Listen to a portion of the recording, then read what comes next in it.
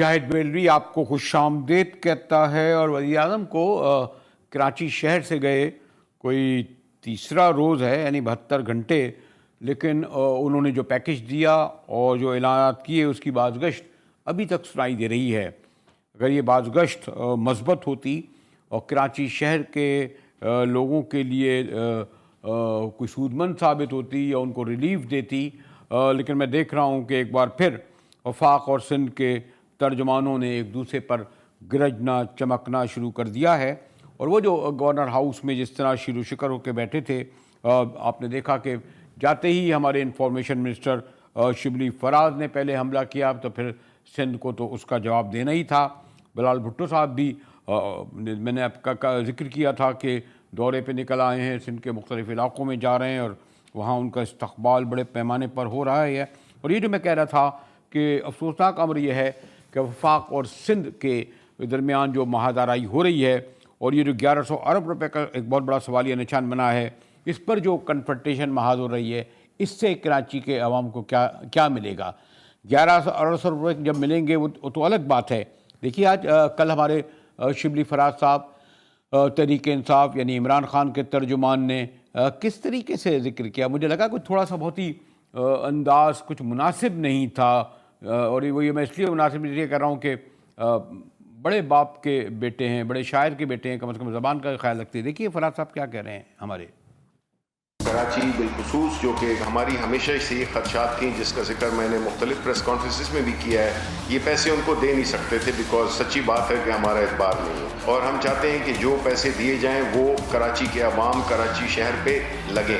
اس میں کچھ کنفیوژن پیدا کرنے کی کوشش کی چیف منسٹر مراد علی شاہ صاحب نے۔ یہ جو ٹوٹل کاسٹ ہے جو فیڈرل حکومت دے گی وہ 736 ارب روپے ہیں۔ تو آپ نے سنا کہ ہمارے میں نے جیسے کہا کہ شبلی فراز صاحب نے جو زبان استعمال کری، جی ہم پیسے نہیں دے سکتے تو پھر آئے کیوں تھے، بیٹھے کیوں تھے؟ یہ 1100 روپے کی بات آپ نے کیوں کی تھی؟ 800 روپے یہ دیں گے، 300 روپے یوں آئیں گے، KCR بنے گی، یہ بنے گی، اس طرح کی آپ نے جیسے میں نے کہا نا کہ ابھی پرائم منسٹر کے آمد کی اور جو 5 گھنٹے رہا، اور جس پر پہلے بھی بہت کرٹیسزم ہو چکا ہے کہ کراچی میں جتنی بڑی تباہ و بربادی آئی ان کو زیادہ عرصے یہاں قیام کرنا تھا، اور پھر بہرحال سندھ حکومت کے ترجمان اور وزیر اعلیٰ کو تو پھر اس کا جواب دینا ہی تھا۔ اور خاص طور پر ایک پرسیپشن یہ بھی آ رہا ہے کہ شاید وفاق کوئی تیاری کر رہا ہے کراچی کو کوئی شاید الگ مخصوص شکل دینے کو۔ آرٹیکل 14 پتہ نہیں 169 پتہ نہیں کسی کی باتیں بھی ہو رہی ہیں، تو پھر وزیر اعلیٰ نے آج دو ٹوک الفاظ میں کہا کہ کون ہوتا ہے جو کوئی وفاق کو کراچی کے سپرد کرنے کا ذمہ دار، کیونکہ بہرحال کراچی کے بغیر سندھ اور سندھ کے بغیر کراچی کیسے رہ سکتے ہیں، دارالحکومت ہے۔ تو اسی لیے آج زیادہ تفصیل سے سندھ حکومت کے ترجمان مرتضیٰ وہاب نے شبلی فراز کو بھی جواب دیا اور دو ٹوک انداز میں سندھ حکومت کا موقف سامنے رکھا۔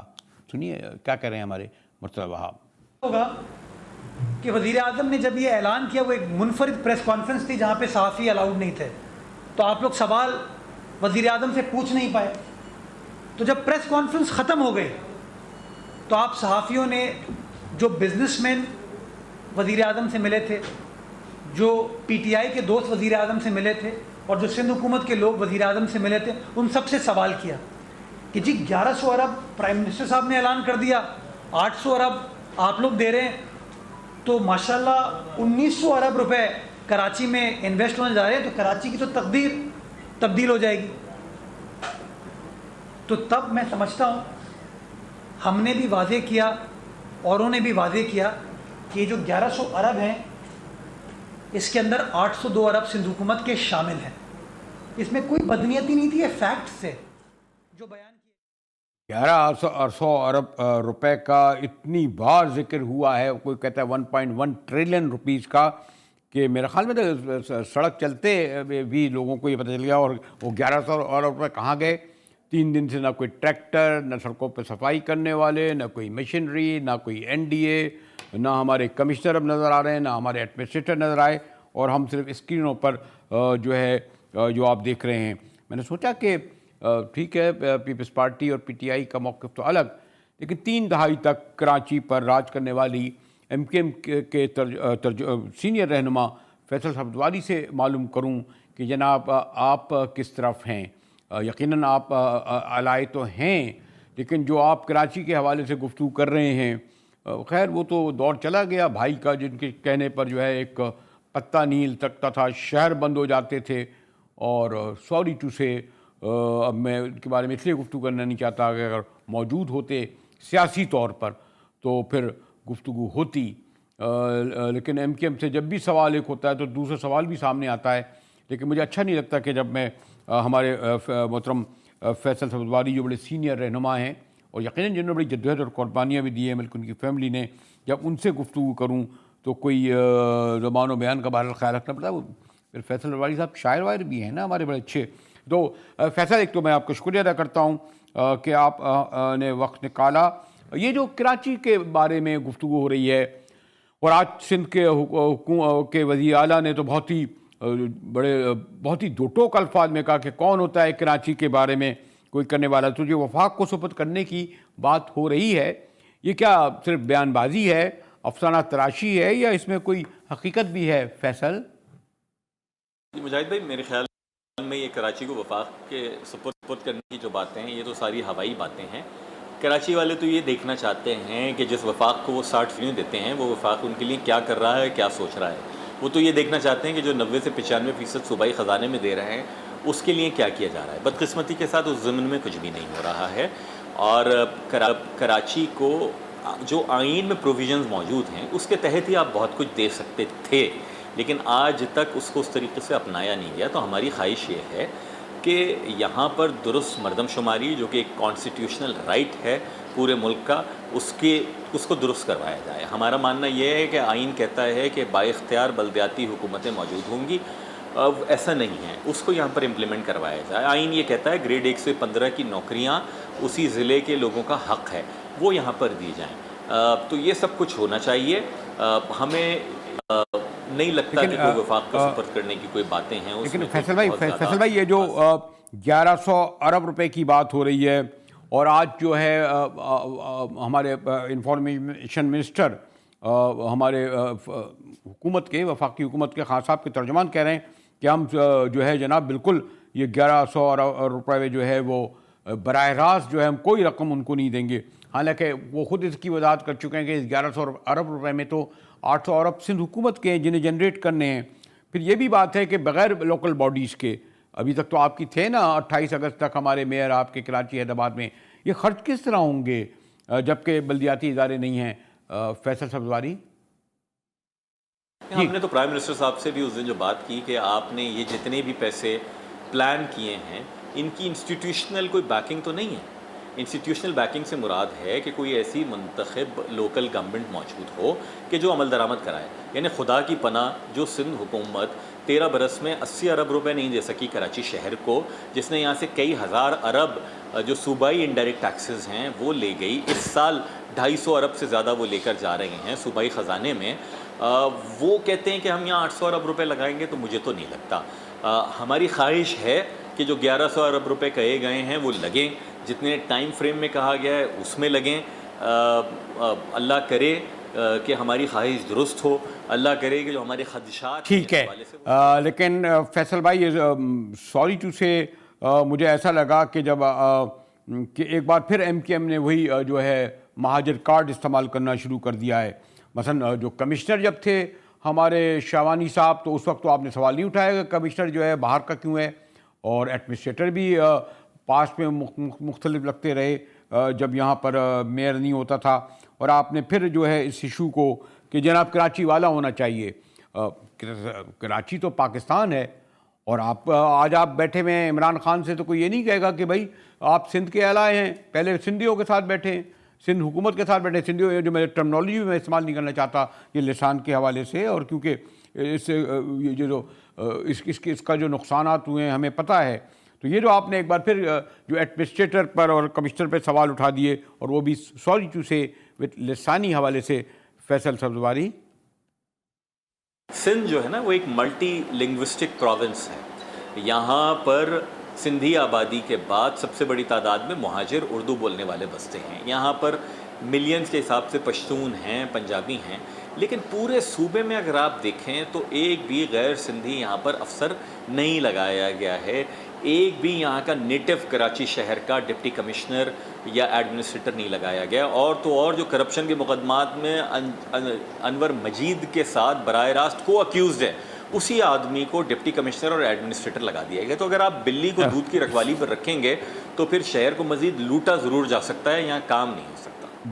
جی فیصل رضواری، اب دیکھیں کیسی مثال فیصل رضواری دے دی بلی کو دودھ کی رکھوالی کے لیے۔ خیر اور بھی وہ لوگ مثال دے سکتے ہیں۔ اب تو خان صاحب سے جو کنفرنٹیشن تھا، محاذر آئی تھی، دیکھیے آج دیکھیے ایک ہی کیا کہتے ہیں وہ محاورہ، ساتھ پانی پی رہے ہیں، میں دونوں کا نہیں کہنا چاہتا، کیا کہتے ہیں، چلے چھوڑیے اس بات کو، کیونکہ میں نے سوچا کہ جو پرائم منسٹر نے جو ملاقات کی یہاں پر، ان میں جو تاجر اور صنعت کار، اور ان میں بھی کراچی اسٹاک ایکسچینج کے پریزیڈنٹ رہے ہیں، بڑے سینئر سیزنڈ تاجر برادری کے نمائندے رہے ہیں اور متوازن ہی گفتگو کرتے ہیں، تو میں ان سے احوال یہ لوں کہ وہ بھی پرائم منسٹر سے جو انہوں نے ملاقات کی، اور غالباً تاجروں اور صنعت کاروں نے جو سے سب سے زیادہ پرائم منسٹر کی ملاقات ہوئی، اس میں ہمارے عارف حبیب صاحب، جیسے میں نے کہا کہ ان کا کراچی اسٹاک ایکسچینج اور ٹریڈ کے حوالے سے بڑا نام ہے۔ تو عارف بھائی میں شکریہ ادا کرتا ہوں، اور میں کسی آپ کو سیاست میں ملوث یا گھسیٹنا نہیں چاہتا، لیکن اور میں جانتا ہوں کہ آپ کے جب شوکت خانم کے لیے آپ نے بڑے پیسے دیے، بڑا کرا اور بڑا نیک کام کیا، یہاں بھی آپ چاہتے ہیں کہ ہو، خان صاحب سے بڑی دیرینہ تعلقات ہیں، وہی بلاتے تھے اور تمام بریفنگ میں ہوتے ہیں۔ یہ جو پی ایم آئے تو آپ نے ان سے، خیر آپ کیوں سوال کرتے ہیں، آپ نے ویسے خیال نہیں آیا کہ 10 دن کی جو تباہی بربادی ہوئی اور ویسے بھی صرف 5 گھنٹے نکالے، اور میں نے سنا ہے کہ تاجروں اور صنعت کاروں کے ملاقات کے لیے بھی شاید 20 یا 25 منٹ نکالے ہوں، تو میں کیا سمجھیں ہم کئی سیریسلی کوئی گفتگو ہوئی ہوگی اس دوران عارف بھائی؟ نہیں، یہ تو بات آپ کی صحیح ہے کہ وہ زیادہ وقت یہاں گزارتے تو بہتر تھا۔ اب یہ ہے کہ ہمیں یہ دیکھنا چاہیے کہ یہ جو اماؤنٹ جو ہے وہ کمٹ ہوا ہے، جس میں دونوں گورنمنٹ اور پروونشل گورنمنٹ دونوں پارٹیسپیٹ کر رہی ہیں، اور اس میں جو ہے وہ فوج کا بھی کردار ہے، وہ بھی ایک لحاظ سے اس کی امپلیمنٹیشن اور ایگزیکیوشن میں وہ رول کریں گے۔ تو آئی تھنک یہ ایسے دیکھا جائے کہ اگر انہوں نے سیریس میٹنگ کے اندر یہ ڈیسائیڈ کیا ہے کہ یہ تینوں اسٹیک ہولڈر جو ہے وہ مل کے یہ جو کراچی کے مسائل ہیں ان کو جو ہے وہ حل کریں گے، اور اس کے لیے جو نیسیسری مالی وسائل ہیں ان کو ایلوکیٹ کیا گیا ہے۔ اب یہ ہے کہ ظاہر باقی چیزیں ہوتی ہیں کہ پولیٹکس ہوتی ہے، اور اس میں جو ہے وہ پولیٹیکل پوائنٹ اسکورنگ کے بھی جو ہے وہ معاملات شامل ہوتے ہیں، لیکن یہ ہے کہ یہ اس میٹنگ میں جو انہوں نے یہاں ابھی کی تھی اور بزنس مین تھے، اتفاق سے میں نہیں جا سکا تھا وہاں، جو ہے نہیں تھا میں، لیکن یہ ہے کہ ضرورت اس وقت اس بات کی ہے کہ جو پاکستان کے مسائل ہیں، خاص طور پہ معاشی مسائل ہیں، اس میں تمام، چاہے وہ جو حکومت ہو، چاہے اپوزیشن ہو، چاہے اور اسٹیک ہولڈرز جو ہیں وہ ہوں، ان کو چاہیے کہ سب مل بیٹھ کے جو ہے وہ ان مسائل کو حل کریں، اور ان کے ٹاکنگ ٹرمز ہونے چاہیے۔ ٹھیک ہے ایک پولیٹکس ہے تو پولیٹکس الگ سے کرے، لیکن یہ مسائل کے حل کے لیے آئی بلیو کہ مل کے کام، دیکھیں کووڈ میں مل کے کام کیا تو اس کے اچھے نتائج جائے، تو اسی طرح ہمارے جو کراچی شہر کے مسئلے ہیں اور ہمارے جو ہے صوبے کے مسئلے ہیں، ان سب میں جو ہے وہ لیکن ضرورت اس بات کی عارف بھائی لیکن یہ بھی تو ہے نا کہ ایک تو خیر سوری ٹو سے جس وقت کراچی، آدھا کراچی جو ہے بلکہ اس سے زیادہ جو ہے سڑکوں پہ تھا، پانی تھا، لوگ پتہ نہیں اس ٹی وی شاید دیکھ بھی نہیں پائے ہوں، عمران خان صاحب جو آئے انہوں نے جو پیکج کا اعلان کیا وہ بھی نہیں کیا، لیکن پتہ نہیں وہاں کون لوگ بیٹھے تھے، جو مشیر، وزیر، حکومت، اپوزیشن، سب کچھ، لیکن جب 1100 ارب کا اعلان کیا گیا اور باقاعدہ تالیوں کی مجھے گونج سنائی دی، یعنی اس میں کیا بات ہے؟ 1100 ارب ہوتے کیا ہیں؟ 300 ارب روپے تو صرف کے سی آر کے لیے چاہیے، اور وہ جو سالڈ بیس مینجمنٹ کے لیے کتنے چاہیے، سڑکوں کی صفائی کے لیے کتنے ارب روپے چاہیے؟ میں تو اعداد و شمار کا آدمی نہیں ہوں، لیکن ایک منصوبہ اٹھائے جو 500 ارب کا ہے، اور وہ میں پہلے بھی ذکر کر چکا تھا، 450 ارب تو ایک ریئل اسٹیٹ کے مالک کے پاس ہیں، جو اس میں 25 ارب مشکل سے ملے، 550 ارب روپے ایک صاحب موصوف لے گئے، ڈاکٹر صاحب 450 ارب روپے کوئی منسٹر لے گئے انفارمیشن کے، 1500 ارب تو یہی اگر وصول ہو جاتے اگر نیب سے کہتے، تو یہ 1100 روپے کی جو ہمیں لالی پاپ دیا جا رہا ہے میں خیر سوری سے آپ بڑے سنجیدہ آدمی ہیں اور مجھ پر مہربانی بھی فرماتے ہیں, مجھے یہ لفظ استعمال نہیں کرنا تھا, لیکن یہ جو کہ لوگ کہتے ہیں کہ کراچی جو کتنے 58% ٹیکس دیتا ہے, کراچی کا روپیہ یہاں خرچ ہونا چاہیے, ہمیں کیا ضرورت تھی کہ یہ مانگنے کی, وفاق دے, یہ دے, وہ دے. عارف حبیب صاحب. جی آئی تھنک یہ ڈیفینیٹلی جو یہ کنٹروورسی ہے تو اس پہ کنفیوژن جو ہے وہ پھیلتا ہے اور لوگوں میں انسرٹنٹی کا جو ہے وہ ایک تاثر جو ہے وہ پیدا ہوتا ہے. لیکن آئی تھنک ذرا چونکہ یہ اس میٹنگ کے اندر فوج بھی شامل تھی تو اس کو چاہیے کہ وہ ایک جوائنٹ ان کی جو ہے وہ اسٹیٹمنٹ ہوتی ہے, اور اس جوائنٹ اسٹیٹمنٹ میں یہ سارے جو ایلوکیشنز ہیں ان ایلوکیشن کا جو ہے وہ ذکر ہوتا تو وہ آئی تھنک زیادہ جو ہے وہ بہتر ہوتا. اور یہ جو جس کنفیوژن کی آپ بات کر رہے ہیں, جس انسرٹنٹی کی بات کرتے ہیں, شاید وہ ایسی نہیں ہوتی. تو ایسی قسم کے جتنے بھی ٹرائی پارٹاٹ جو ہے وہ اگر فیصلے ہوتے ہیں, میٹنگ ہوتی ہے, تو اس کا ایک جوائنٹ اسٹیٹمنٹ جو ہے وہ آ جاتا ہے, تو جس سے ایک کلیئرٹی ہو جاتی ہے. اور باقی جو آفیشیل ورژن جو ہے وہ تینوں اسٹیک ہولڈر کا یا تینوں پارٹی کا جو ہے وہ آ جائے. پھر اس کے بعد جو بیونڈ دیٹ ہے وہ پھر لوگوں کو سمجھ میں آ جاتا ہے کہ وہ پھر باقی پالیٹکس ہے. تو اب زیادہ آئی تھنک اس بات پہ زیادہ فوکس ہونا چاہیے کراچی آئٹس کا بھی اور میڈیا کا بھی اور باقی جو سول سوسائٹیز کا, کہ ایکچولی یہ جو فیصلے ہوئے ہیں اس کی ایکچوئل امپلیمنٹیشن ہو اور اس کی مانیٹرنگ ہو. یہ بھی جو ہے وہ لوگوں کا خیال ہے کہ اس میں ایک کورٹ کا بھی, جو سپریم کورٹ کا بھی ایک رول ہوگا کہ وہ بھی ان سب چیزوں کو جو ہے وہ جیسا کہ انہوں نے دلچسپی لی ہے پیچھے, اور وہ دلچسپی لے کے اس چیز کو انشور کرے کہ یہ سارے کے سارے جو فیصلے ہیں وہ لیٹر اینڈ اسپرٹ میں امپلیمنٹ ہو. شکریہ عارف حبیب صاحب. دیکھیے میں نے کہا نا کہ عارف حبیب صاحب ایک بیلنس انداز میں اپنا موقف رکھ رہے تھے اور دونوں پہلوؤں کو انہوں نے جاگا کیا. میں عارف حبیب صاحب سے گفتگو کر رہا تھا, اور ایک اور بہت بڑا اہم ایشو ہمارے سامنے آ رہا ہے, اور وہ ہے تعلیمی اداروں کا کھلنا. ایجوکیشن کسی قوم کے لیے کتنی ضروری ہوتی ہے آپ تو واقف ہوں گے ہی. یہ بھی ایک تنازع کا شکار ہو گئی. 7 ماہ تعلیمی ادارے بند رہے, پھر یہ ہوا کہ کھولے جائیں تو ایس او پی کیا ہو. اس پر بھی تعلیمی اداروں کے درمیان, صوبائی حکومت, وفاق کے درمیان بڑا کنفرنٹریشن رہا. بریک کے بعد آؤں گا تو پھر میں ڈاکٹر عطاء الرحمن صاحب chairman task force science and technology ہیں, سائنس اور ایجوکیشن دونوں پہ بڑا ان کا عبور ہے, ان سے گفتگو کریں گے. ایک بریک کے بعد ہمارے ساتھ رہیے گا.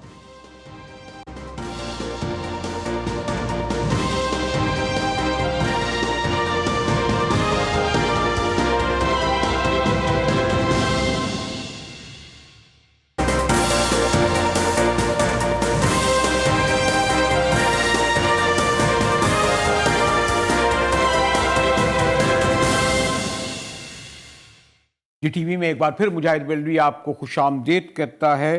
اور آپ دیکھ رہے تھے کہ خاصا عرصہ ہو گیا میں کرونا پر گفتگو نہیں کر رہا تھا, اور اس کے لیے بجا طور پر ایک مسلمان کی حیثیت سے اگر خدا کا شکر ادا کیا جائے تو بے جانا ہوگا کہ ہم اس موذی مرض سے نکل آئے جس نے ہمارے تعلیمی اداروں کو بند کر دیا تھا, ہمارے کاروبار کو بند کر دیا تھا, بچوں کے کتابیں چھین لی گئی تھیں یا چھن گئی تھیں, لوگ گھروں میں محدود ہو گئے تھے. عید اور بقرعید جہاں ہم لوگ ہر موقع پر اپنے بہنوں, بھائیوں, دوستوں, احباب, فیملی کے گھر جاتے وہاں جانا بند ہو گئے تھے. لیکن میں نے کہا نا کہ کرونا سے سب سے بڑا نقصان ایجوکیشن کو ہوا, اور اس کے لیے شاید یہ کوشش کی گئی کہ جناب جو ہے کہاں لوگوں کے پاس ہوتے ہیں جو ٹاٹ پر بیٹھتے ہیں, بینچوں پر بیٹھتے ہیں, آن لائن کہاں ہوا. تو لیکن یہ خوشائن بات ہے کہ اب جب کہ کرونا تقریباً ختم ہو چکا ہے, لیکن اس کا مقصد یہ نہیں ہے کہ آپ لوگ پھر اسی طرح جھپیاں ڈالیں, سڑکوں سے باہر نکل آئیں, وہ کریں, وہ احتیاطی تدابیر رکھیں. اور سب سے زیادہ یہ کہ جو آپ کے بچے اب اسکول جا رہے ہیں انہیں اور زیادہ احتیاط کرنی پڑے گی. میں نے سوچا کہ ہمارے کرونا پر بھی بہت بڑا کام کیا, سائنس کے حوالے سے بڑا نام, بے شمار ایوارڈ ملے, اور پھر ایجوکیشن کے حوالے سے بھی ہمارے ڈاکٹر عطاء الرحمن کا بڑا رول ہے. تو میں نے کہا ڈاکٹر صاحب کو دے میں دی. ڈاکٹر صاحب کیا یہ سمجھا جائے کہ کرونا ختم ہو گیا اور تعلیمی ادارے اسی لیے کھولے جا رہے ہیں, تو آپ سے بھی یقیناً اس پہ مشورہ تو لیا ہوگا, اعتماد میں تو لیا گیا ہو نا ڈاکٹر صاحب؟ جی ڈاکٹر صاحب.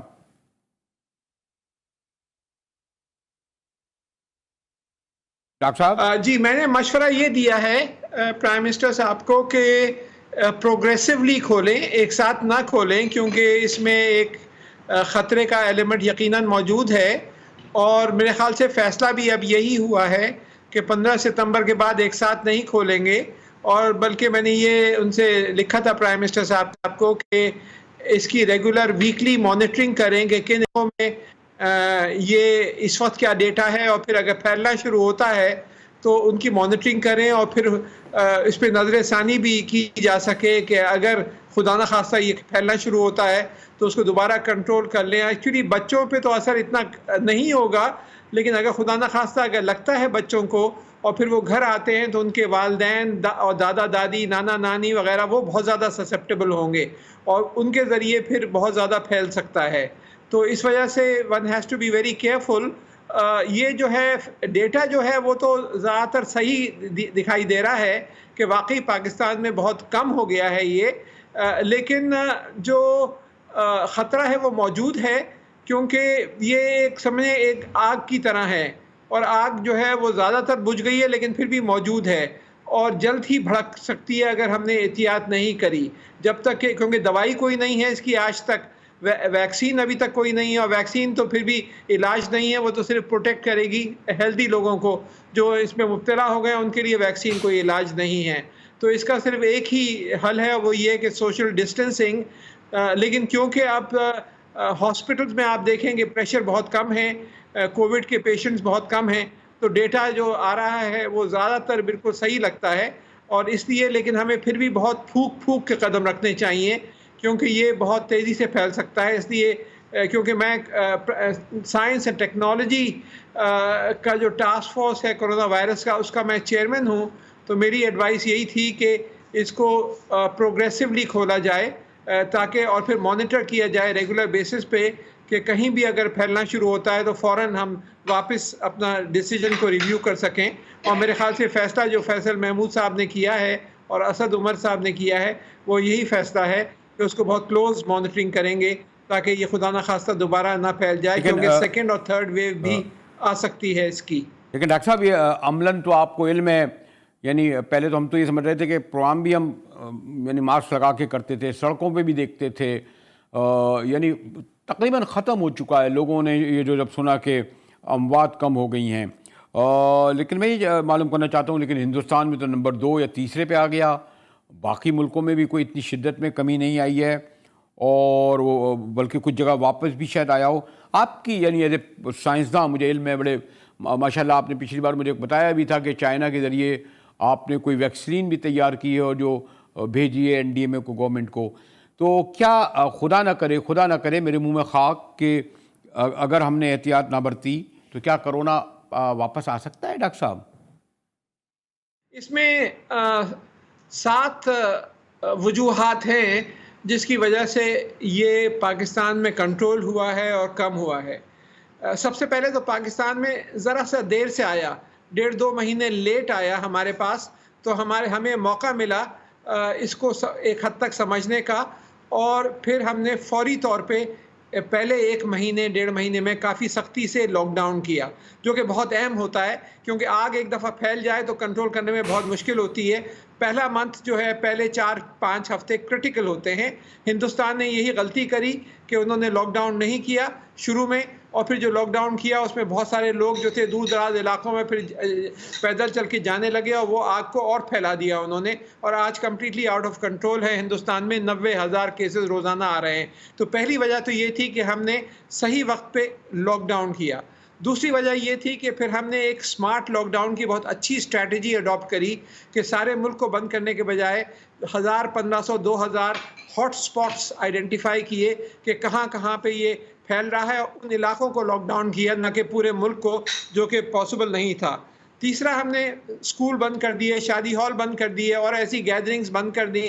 مساجد میں جو ہے وہ کنٹرول کر لیا کہ وہاں پر پھیلے نہیں.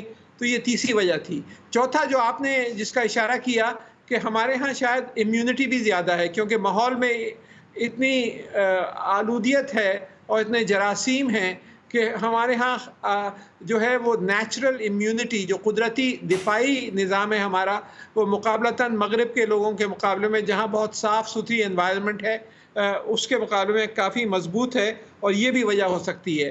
پانچویں وجہ یہ ہے کہ ہماری ایوریج ایج جو ہے، میڈین ایج جس کو کہتے ہیں، وہ 22 سال ہے اس ملک میں، یعنی کہ بہت بڑی ینگ پاپولیشن ہے، اور 65 سال سے اوپر صرف 4% ہماری آبادی ہے، جو کہ 65-60 سے اوپر ہے۔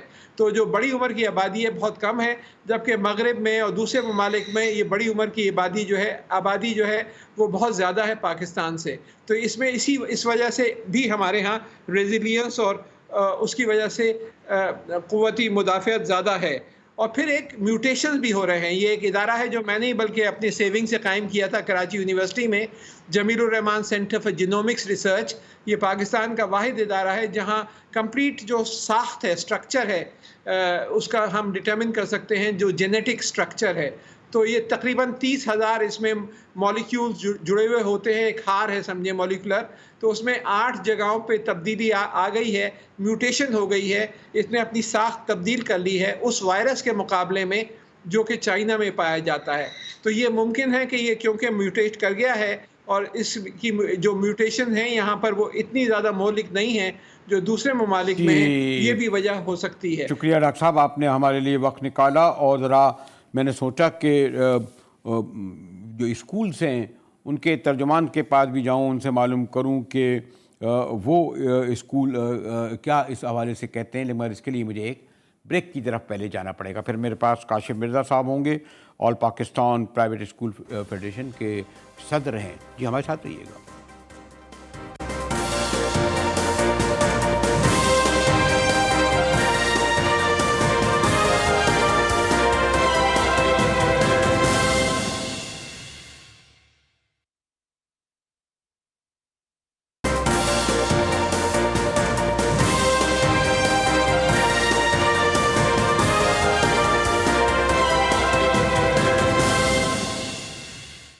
ٹی وی میں ایک بار پھر مجاہد ویلوی آپ کو خوش آمدید کہتا ہے۔ گفتگو تو میں بہت تفصیل سے کرنا چاہ رہا تھا کہ بدقسمتی سے پاکستان کے جو اربوں کھربوں روپے کے بجٹ تعلیم کے لیے بتائے جاتے ہیں، افسوسناک امر یہ ہے کہ آج بھی سندھ میں کوئی 2 کروڑ بچے اسکول نہیں جاتے۔ جی ہاں، پورے پاکستان میں 4 کروڑ سے زیادہ بچے اسکول نہیں جاتے، اور ان میں بھی اشرافیہ کے اسکول، میں نام لینا نہیں چاہتا، گرامر شرامر کیا کیا بڑے لوگوں کو ایک، اور پھر مدارس، اور یہ جو تعلیم حاصل کرتے ہیں ہمارے نیلی پیلی قمیضوں والے، ان کے لیے تعلیم الگ، اور پھر خاص طور پر جو پرائیویٹ اسکول جن کے 35 لاکھ اساتذہ ہیں انہیں کیا ملتا ہے۔ لیکن ایجوکیشن سے ہماری بڑی بڑی امپائر کھڑی ہو گئیں۔ اگر نام لینے پہ آؤں تو پردہ نشینوں میں شاید ہمارے 2 احباب بھی آ جائیں، تو اس لیے وہ نہیں لوں گا، لیکن میرے ساتھ صدر پاکستان پرائیویٹ اسکول فیڈریشن کے مرزا صاحب ہیں، اور قطعی ان کے گفتگو کا مقصد یہ نہیں ہے کہ میں اس وقت کوئی پرائیویٹ اسکولوں کی، ان کا بھی بڑا رول ہے، اگر بڑی مشکل حالات میں انہوں نے یقیناً سروائیو کیا ہے، اور 7واں اسکول بند ہے۔ لیکن کاشف مرزا صاحب، یہ کہا یہ جاتا ہے کہ 7واں تو اسکول بند رہے، اور یقیناً جو لوگ ہیں وہ ان کو تنخواہیں بھی نہیں ملتی، کرونا کے سبب ان کا کاروبار بھی بڑا ہو گیا، لیکن آپ اسکول مالکان نے اس پر زور دیتے رہے کہ نہیں جی ہمیں تو فیسیں چاہیے، اور اس کے لیے میں نہیں کہتا کہ کیا کیا طریقے سے پریشر ڈلاتے رہے۔ آن لائن تعلیم دی گئی، یا کہاں آن لائن، کہاں لوگوں کے پاس بیچارے لیپ ٹاپ وغیرہ ہے۔ تو یہ کہا جاتا ہے کہ پرائیویٹ ایجوکیشن نے ایجوکیشن کو جو ہے ایک بس پیسہ کمانے کا زیادہ بنا لیا ہے، اور اس کی کیا تعلیمی معیار ہے اس کی تفصیل میں بھی نہیں جاؤں گا، سوری ٹو سے آپ سے اس زبان میں بات کرنی پڑی، لیکن یہ عام لوگ تو یہی کہتے ہیں۔ کاشف مرزا صاحب نہیں، یہ غلط ہے، یہ دیکھیں یہ پرسیپشن غلط ہے، میں اس کو جسٹیفائی نہیں کروں گا، حقیقت آپ کو بتا رہا ہوں۔ ہماری جو 1 یا 2% جو ایلیٹ کلاس ہے، جو آن لائن تعلیم کا سلسلہ بھی جن کا جاری رہا، یہ فیس ان کو آتی رہی بینک ٹو بینک۔ پورے پاکستان میں ہوا یہ کہ انہوں نے تو ہمارے سے اسکول بند نہیں کیے، ہمارے ایڈمنسٹریٹو آفس بند کیے، اور ہمیں ہائی کورٹس میں جا کے ایڈمنسٹریٹو آفس کھلوانے کے لیے جب ریٹ کرنی پڑی تو انہوں نے بھی ہمیں جسٹ 5 دن جو تھے 20 سے 25 اپریل الاؤ کیے، پھر 2 جون اور 2 سے 4 جون، یہ 2 دن دیے۔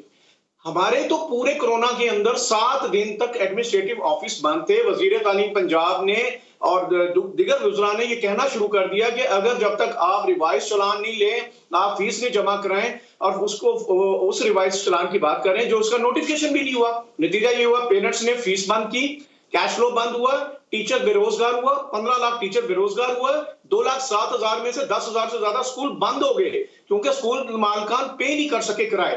اب صورتحال یہ ہے کہ میرا 15 لاکھ ٹیچر بے روزگار ہے. اس وقت صورتحال یہ ہے کہ میرا جو 7.5 کروڑ بجٹ، 2.5 کروڑ پہلے بچہ تھا، 5 کروڑ جو ہے انہوں نے آؤٹ آف اسکول مزید کیا، 7.5 کروڑ بچہ میرا تو آؤٹ آف اسکول ہو گیا. اب اگر یہ اسکول مزید بند کرتے ہیں، 15 لاکھ ٹیچر کو آپ دے دیں احساس پروگرام کے تحت، وہ ٹیچر جو کہ اس وقت ایم فل ہے، ایم اے ہے، ریڈیو پہ سبزیاں بیچ رہا ہے، الیکٹریکل انجینئر ریڈیو پہ سبزیاں بیچ رہا ہے، تو آپ اس کو احساس پروگرام پے کر دیں. ہمیں آپ سمجھتے ہیں ہم چور ہیں، مافیا ہیں، جو کچھ ہی ہمیں کہہ لیں. اصل بات نہیں تھی، ان کا اپنے وہ پبلک اسکولوں کے اندر ایس او پیز کمپلیٹ ان کے نہیں ہیں.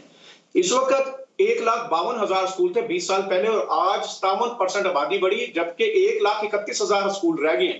وہاں 50 ارب روپیہ ان کو چاہیے ایس او پیز پہ امپلیمنٹ کرنے کے لیے. وہ اسکول جو 70% آلریڈی مسنگ فیسلٹیز کے ساتھ ہیں، جہاں جی ڈی پی کا 2% نہیں ہے یہ خرچ کرتے، اب وہاں پہ یہ 50 ارب ان کو دینے پڑیں گے تو اپنی عیاشیوں میں سے کم کر کے دینے پڑیں گے جو یہ کرنا نہیں چاہتے.